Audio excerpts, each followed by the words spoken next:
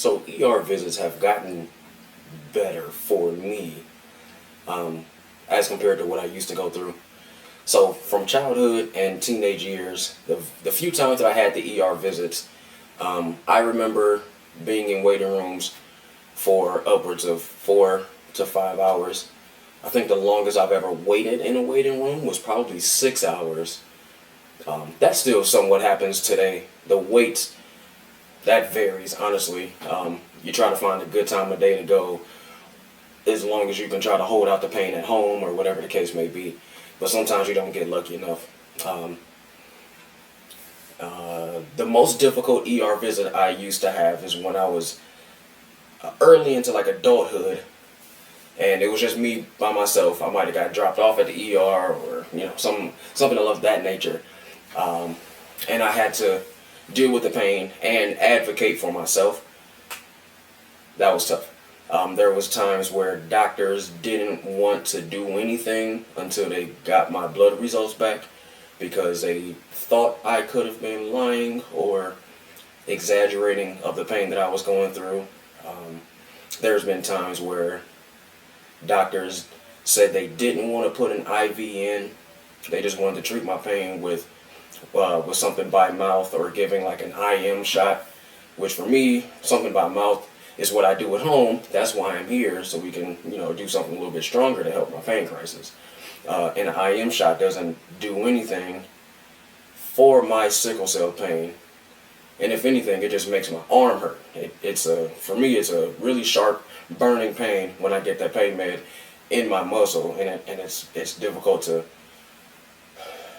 All of that stuff is difficult to deal with. On top of you having a pain crisis, and the reason that you're there in the first place.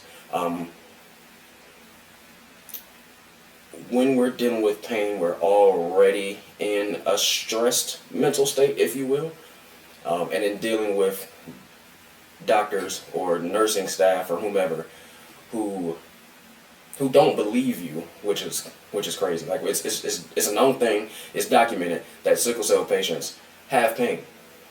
Why would it be difficult for you to treat that pain to make them feel better? I understand that there is an issue when it comes to drugs and stuff, but this ain't that. To quote a lot of the youngsters, this ain't that. This is something serious. I don't want to be here. If there was anywhere else on the world I would rather be, I would be there instead of in this ER, in this waiting room, or in this room arguing back and forth with a doctor who doesn't believe that I'm having issues with an illness that I was born with. With that being said, there definitely needs to be some sort of, let me step back. Sickle cell patients who have a hematologist, I 100% think that all of us should have some sort of care plan that when we're not with our hematologist, if we're out and about in the world in general, or just in the hospital, our local hospital, because we're having a pain crisis, there should be a care plan in place for that warrior that will hopefully give the ER doc some sort of guidance. You can follow it and hopefully it works, or you can follow it and then admit them if they need more care. There's been times where I got my blood drawn and I was handed discharge papers right after. Oh, we can tell by your numbers that you're not having a crisis. I'm doubled over in pain. I've waited 2 or 3 hours in this ER. You're going to tell me that I'm not in a crisis? There's a lot of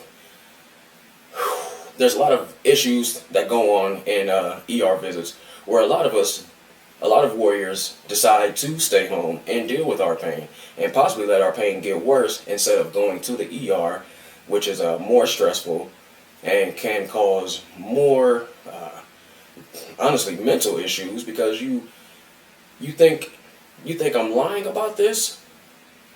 No, that's a lot. It's a lot to unpack with that one.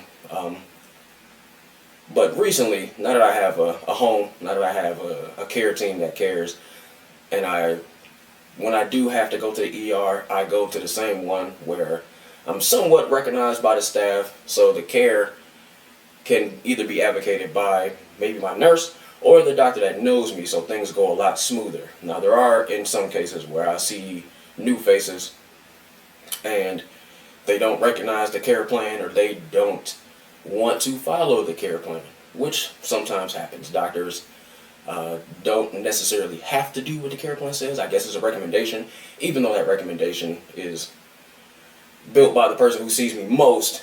I get it. There's egos and stereotypes involved which hinder care, and that's a terrible, terrible thing to deal with. Obviously, from both perspectives. I'm sure the doctor doesn't want to. I can't speak for what the doctors want because I don't know what goes through their mind. I know what goes through a warrior's mind when we're in the ER and we just want to get our pain relieved at the very least. We don't want to get admitted. We don't want to have to stay in the hospital longer than we have to be exposed to any other additional germs that may cause flu or pneumonia. Or for me, what happened in early 2021 is I caught COVID because I was probably frequenting the hospital too much.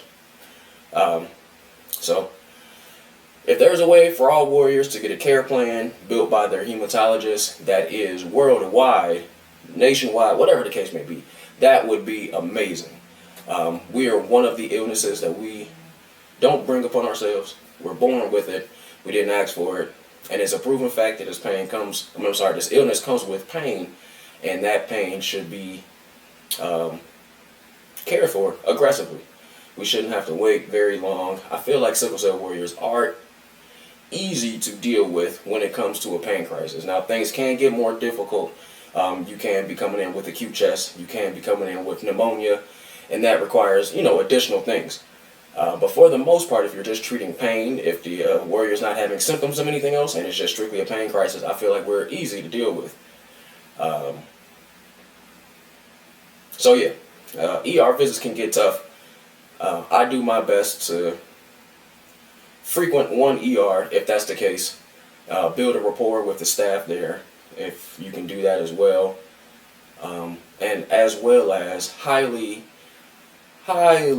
tell them to reach out to your hematologist if they need clarification on anything, or if they need guidance or direction on how to care for you as a warrior, because they see you the most, they know your plan of care the most, they helped you build it, and I think that'll make it a lot easier, and we would trust going to an ER more instead of staying home and letting our symptoms get worse. We would trust going to an ER more if that was the case for warriors worldwide.